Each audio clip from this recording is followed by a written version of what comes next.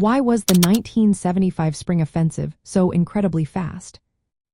Imagine a storm sweeping through a quiet town, leaving chaos in its wake in just a few days. That's similar to what happened during the 1975 Spring Offensive in Vietnam. It was a lightning-fast campaign that caught everyone off guard.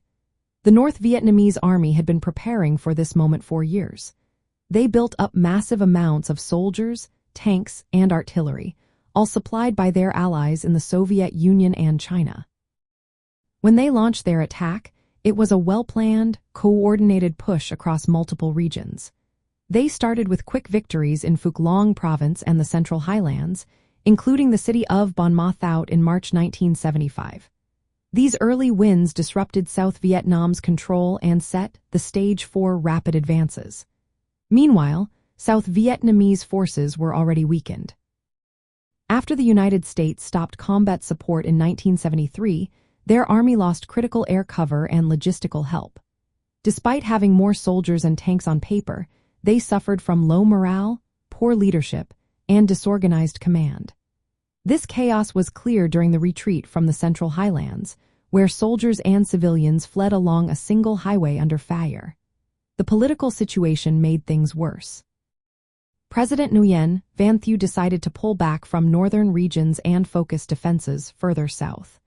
This move meant surrendering large territories and weakening the overall defense line.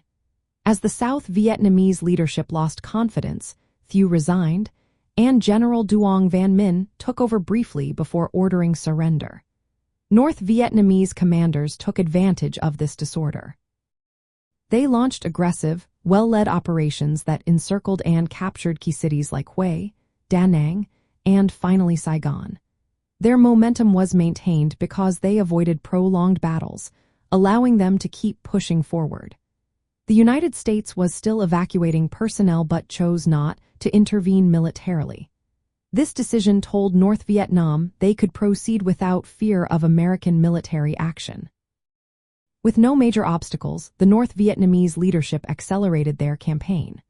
All these factors combined, superior military buildup, weak and disorganized South Vietnamese forces, political decisions that undermined defenses, and the lack of U.S. intervention, created a perfect storm.